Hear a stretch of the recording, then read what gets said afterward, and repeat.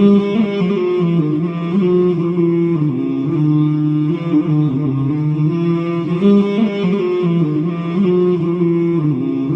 و بیش 3500 سال قبل مصر میں فرعون نے بنی اسرائیل کو اپنا غلام بنا لیا تھا۔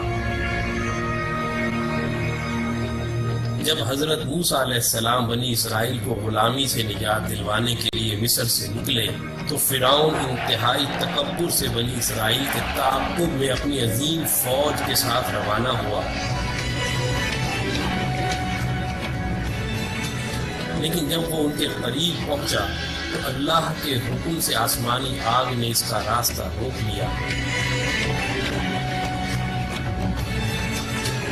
اس وقت حضرت موسیٰ علیہ السلام نے سمندر میں اپنا عصا مارا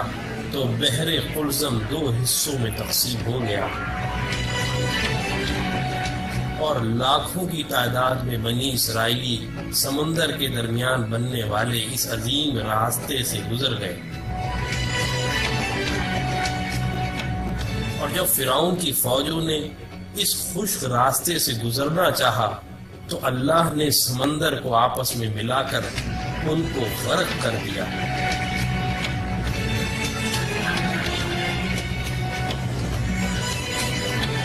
یہودیوں اور عیسائیوں کے عقیدے کے مطابق فرعون کی تمام فوج تو غرق ہو گئی تھی، لیکن فرعون کنارے پر ہونے کی وجہ سے ڈوبنے سے بچ گیا تھا اور بعد میں وہ اپنی طبعی موت مرا تھا۔ 1898 میں مصر کی مشہور کنگز ویلی دریافت ہوئی، جہاں مختلف مقبروں میں فرعون سمیت دیگر کئی بادشاہوں کی حنوط شدہ لاشیں دریافت ہوئیں۔ اس دریافت کے 83 سال بعد 1981 میں جب فرعون کی ممی خراب ہونے لگی تو اس وقت کی مصری حکومت نے فرانس سے درخواست کی کہ وہ فرعون کی ممی کو نہ صرف خراب ہونے سے محفوظ کرے بلکہ اس کی موت کی اصل وجہ بھی معلوم کرے۔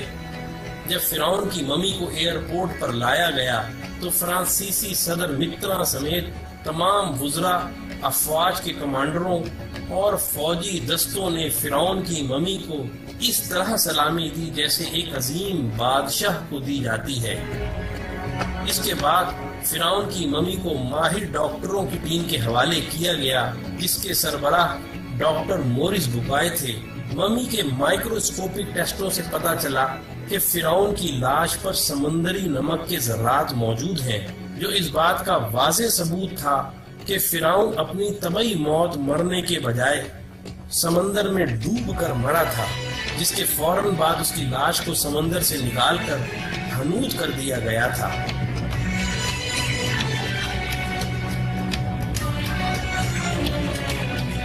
جب ڈاکٹر مورس بوکائے آخری رپورٹ مرتب کر رہے تھے تو ان کو بتایا گیا کہ مسلمانوں کی مقدس کتاب قرآن مجید میں لکھا ہوا ہے کہ اللہ نے فرعون کو غرق کر کے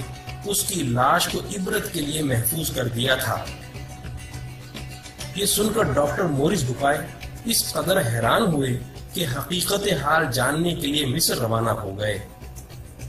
مصر میں ایک مسلمان سائنسدان نے فرعون کی موت کے حوالے سے قرآن کی درج ذیل آیات ان کو پڑھ کر سنائی، اور ہم نے بنی اسرائیل کو سمندر پار کر دیا تو فرعون اور اس کے لشکر نے سرکشی اور تعدی سے ان کا تعاقب کیا، یہاں تک کہ جب وہ سمندر میں ڈوبنے لگا تو کہنے لگا کہ میں اس خدا پر ایمان لاتا ہوں جس پر بنی اسرائیل ایمان لائے ہیں۔ اللہ نے فرمایا، تو اب ایمان لاتا ہے حالانکہ تو پہلے نافرمانی کرتا رہا اور مفسد بنا رہا، تو آج ہم تیرے بدن کو سمندر سے نکال کر محفوظ کر لیں گے تاکہ تو بعد کے لوگوں کے لیے عبرت بن جائے۔ ان آیات کو سن کر انتہائی حیرت کے عالم میں ڈاکٹر مورس بوکائے کہنے لگے، قرآن کا نزول فرعون کی موت کے 2000 سال بعد ہوا، اور اس وقت اور آج تک کوئی فرعون کی ممی کے بارے میں نہیں جانتا تھا، لیکن قرآن نے اس کے بارے میں جو پیشن گوئی کی تھی وہ آج نزول قرآن کے 1400 سال بعد فرانس میں ممی کے مائکروسکوپک ٹیسٹوں سے سچ ثابت ہو گئی ہے۔ تو بھائیوں، ایسا قرآن کسی انسان کا کلام تو ہو ہی نہیں سکتا، یقیناً یہ اللہ کا کلام ہے۔ یہ کہہ کر انہوں نے بھرے مجمع میں کلمہ پڑھ کر اپنے مسلمان ہونے کا اعلان کیا۔ یہی وہ ڈاکٹر مورس بکائے ہیں جن کی مشہور زمانہ کتاب قرآن، بائبل اور سائنس نے آج پوری دنیا میں تہلکہ مچایا ہوا ہے۔